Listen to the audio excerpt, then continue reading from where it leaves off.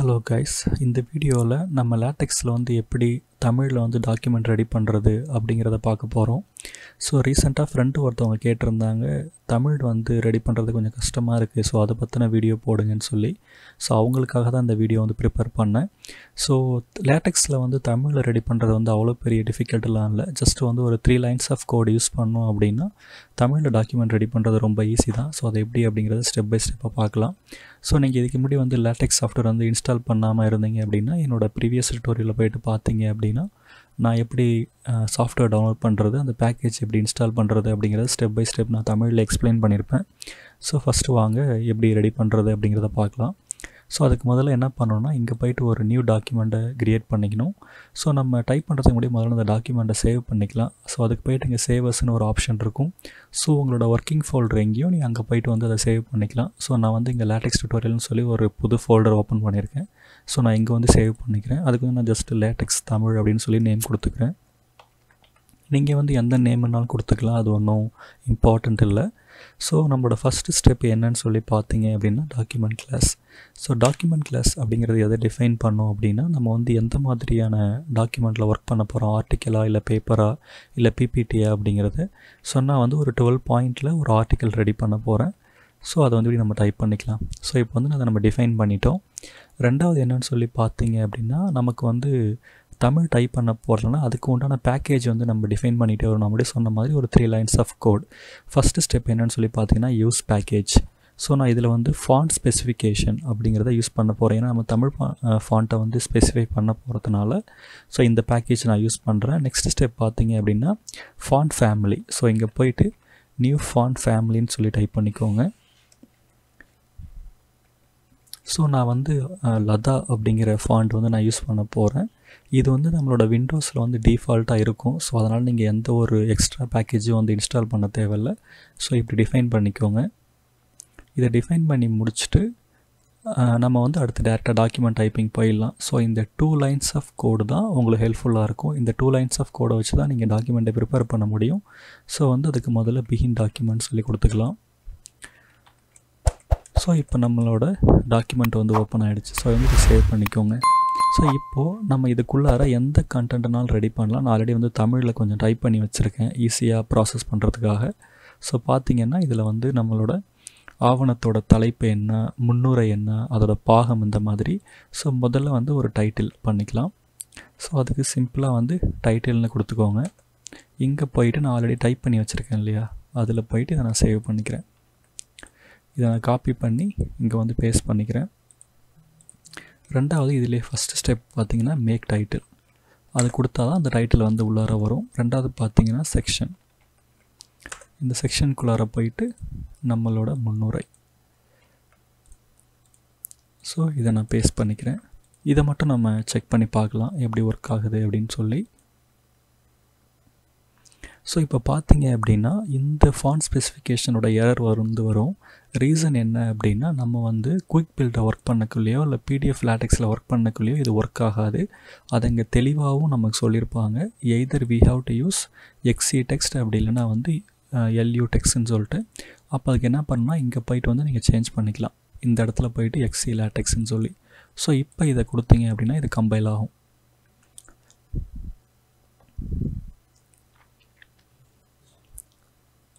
So இப்போ உங்களுக்கு பார்த்தீங்க அப்படின்னா கம்பைல் ஆகிடுச்சு. பட் இங்கே நீங்கள் டைப் பண்ணது உங்களுக்கு வரல. ரீசன் என்ன அப்படின்னா, நம்ம ஃபாண்ட் ஃபேமிலி டிஃபைன் பண்ணோம் இல்லையா. ஸோ நம்ம எப்போ எழுதினாலும் அதை ஃப்ரண்ட்டில் நம்ம காப்பி பண்ணி போடணும். அதனால தான் நமக்கு இங்கே காமிக்கிறது இல்லை. ஸோ இந்த மாதிரி அதோட ஃபாண்ட்டோட ஃபேமிலியோட நேம் முன்னாடி போட்டிங்க அப்படின்னா நமக்கு கம்பைல் ஆகி காமிக்கக்குள்ள அதை கரெக்டாக காமிக்கும். ஸோ இப்போ பார்த்தீங்கன்னா இது ஒர்க் ஆகும். பார்த்தீங்களா? ஸோ நம்ம எப்போ ஒரு ஃபாண்ட் ஃபேமிலியை டிஃபைன் பண்ணுறோமோ அந்த ஃபாண்ட் ஃபேமிலி ஃபுல்லாக நம்ம ஃபாலோ பண்ணிக்கிட்டே இருக்கணும். இல்லாட்டி அது ஒர்க் ஆகாது. ஸோ இப்போ நம்ம மற்ற இதை டைப் பண்ணலாம். ஸோ இது செக்ஷன், அனதர் செக்ஷன் பாகம் 1. இந்த மாதிரி நீங்கள் உங்களுக்கு என்ன தேவையோ அந்த மாதிரி பண்ணிக்கலாம். இதுலேயே சப்செக்ஷன், அதாவது இது கீழே ஒன்று வேணும் அப்படின்னா சப்செக்ஷன் டிஃபைன் பண்ணிவிட்டு இந்த முதல் பாகம் இருக்குது இல்லையா, இதோட எக்ஸ்ப்ளனேஷன் அப்படிங்கிற மாதிரி. ஸோ 1.1 அப்படிங்கிற அது வந்து உங்களோட விருப்பம் தான், நீங்கள் என்னென்னாலும் போட்டுக்கலாம். இது ஜஸ்ட் வந்து உங்களுக்கு ஒர்க் ஆகுதா அப்படிங்கிறத காமிக்கிறதுக்காக தான் இது. ஸோ அதே போல் இங்கேயும் காப்பி பண்ணி பேஸ்ட் பண்ணிக்கோங்க. இப்போ ரன் பண்ணி பாருங்கள். ஸோ நமக்கு வந்து ஒர்க் ஆகிடுச்சு. உங்களுக்கு பார்த்தாலே தெரியும் 1 2 அதோட 2வது பாகம் அப்படிங்கிறது. ஸோ இந்த மாதிரி நம்ம ஒர்க் பண்ணக்குள்ளே நம்மளால் ஈஸியாக வந்து தமிழில் டைப் பண்ண முடியும். நான் வந்து ஒரு ஸ்டோரி எடுத்து வச்சுருக்கேன். அந்த ஸ்டோரி ஏன் அப்படின்னா உங்களுக்கு வந்து ஒரு ஃபுல் டாக்குமெண்ட்டாக காமிக்கலாம் அப்படிங்கிறதுக்காக. ஸோ முதல்ல இதை நம்ம டெலிட் பண்ணிக்கலாம், இல்லை டெலிட் கூட பண்ண வேணாம், ஜஸ்ட் இதை மட்டும் டெலிட் பண்ணிட்டு இந்த இதை பண்ணிக்கலாம்.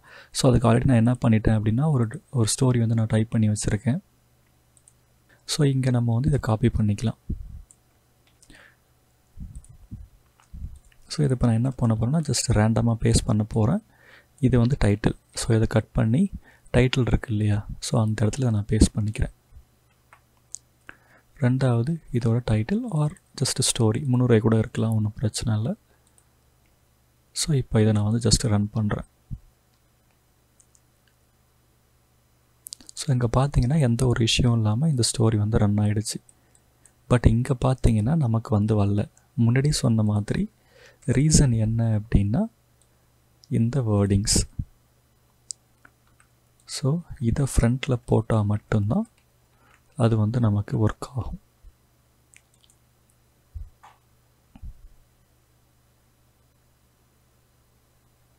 ஸோ இப்போ பார்த்தீங்கன்னா கம்ப்ளீட்டாக வந்துருச்சு. ஸோ உங்களுடைய ப்ராசஸ் இப்படி தான் பண்ணணும். இப்போ உங்களுக்கு கேப்லாம் வேணும்னா நீங்கள் வந்து இந்த மாதிரி டபுள் ஸ்பேஸ் யூஸ் பண்ணிக்கலாம். அப்படி இல்லைனா வெர்டிக்கல் ஸ்பேஸ், ஹரிசாண்டல் ஸ்பேஸ்ன்னு சொல்லிட்டு நமக்கு ஆப்ஷன்ஸ் இருக்குது. அந்த ஆப்ஷன்ஸை யூஸ் பண்ணி நம்ம வந்து பண்ணிக்கலாம். ஸோ இங்கே பார்த்தீங்கன்னா நம்மளுக்கு ஸ்பேஸ் வந்துடும். இல்லைனா நம்மளோட இதில் வந்து வெர்டிக்கல் ஸ்பேஸ்னால் வி ஸ்பேஸ்ன்னு டைப் பண்ணிங்கன்னா இந்த மாதிரி வரும். இங்கே கேட்கும் நீங்கள் வந்து கேப் எந்த மாதிரி 5 பாயிண்ட்டா இல்லை 10 பாயிண்ட்டா இந்த மாதிரி டிஃபைன் பண்ணக்குள்ள ஒவ்வொரு லைன்ஸ்க்கு பக்கத்துலேயும் நமக்கு வந்து கேப்ஸ் வந்துடும். ஸோ அப்படி நம்மளால் பண்ணிக்க முடியும். ஸோ இப்போ நம்மளுக்கு 5 பாயிண்ட் இங்கே வந்திருக்கு. இல்லை இது உங்களுக்கு இன்னும் தெளிவாக காமிக்கணும்னா ஒரு 50 கொடுக்கலாம்.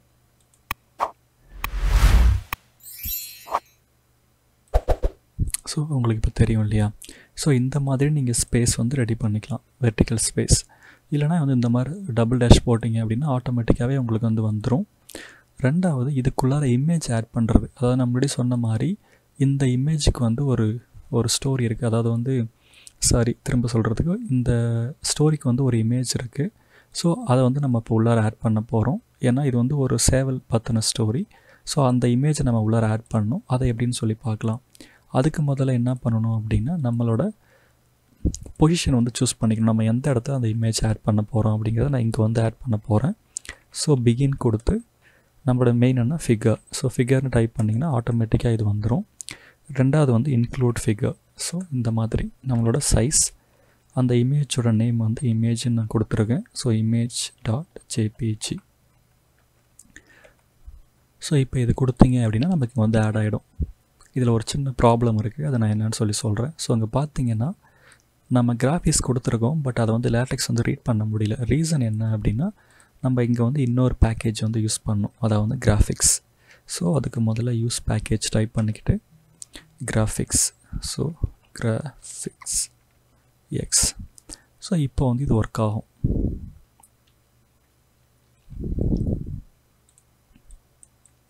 ஸோ இங்கே பார்த்தீங்கன்னா இப்போ உங்களுக்கு தெரியும் இந்த இமேஜ் வந்து இங்கே வந்துருச்சு.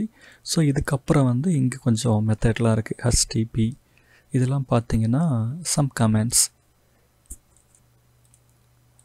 ஸோ பார்த்தீங்க அப்படின்னா இங்கே இப்போ அந்த இமேஜ் ஆட் ஆகிருக்கும். ஸோ இதில் வந்து ஹச்னா ஹியர், டீனா டாப், பீனா பாட்டம், பீனா just place it here. So இந்த மாதிரி வந்து ஒவ்வொன்றுக்கும் ஒரு மீனிங் இருக்குது. அதோட ஃபுல் எக்ஸ்ப்ளனேஷன் வந்து நான் கீழே ஆட் பண்ணுறேன், லைக் டிஸ்கிரிப்ஷனில் நான் போடுறேன், அந்த லிங்க்கில் போய்ட்டு பார்த்துக்கலாம். ஸோ இங்கே வந்து நான் ஜஸ்ட் ஹியர்னு மட்டும் போடுறேன். ஸோ இது என்ன பண்ணணும்னா இதை சுற்றி இந்த சென்டரில் ப்ளேஸ் பண்ண ட்ரை பண்ணி அதை சுற்றி வேர்டிங்ஸ் எல்லாம் வரும். அது வந்து நீங்கள் ஒர்க் பண்ணக்கூடிய டாக்குமெண்ட் பொறுத்தது. சம்டைம்ஸ் இந்த மாதிரி வரும், சம்டைம்ஸ் இங்கே மாறிடும். இப்போ பார்த்தீங்கன்னா நமக்கு லெஃப்ட் ஹேண்ட் சைடு அரேஞ்ச் ஆகிருக்கு. இது வந்து ரைட் ஹேண்ட் சைடு நம்ம பண்ணிக்கலாம், இல்லை சென்டரில் பண்ணிக்கலாம். ஸோ சென்டரிங் இமேஜ்னு சொல்லி கொடுத்துட்டிங்கன்னா அது வந்து சென்டரில் போய்ட்டு ப்ளேஸ் ஆகிடும். ஸோ இந்த மாதிரி. ஸோ நீங்கள் கேப்ஷன்ஸும் இங்கே கொடுத்துக்கலாம்.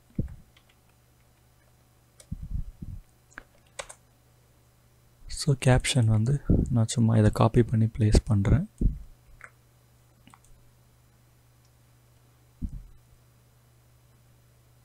ஸோ நமக்கு எரர் வரும் முன்னாடி சொன்ன மாதிரி. ரீசன் என்னென்னா நம்ம அந்த ஃபாண்ட் வந்து இங்கே கொடுக்கல.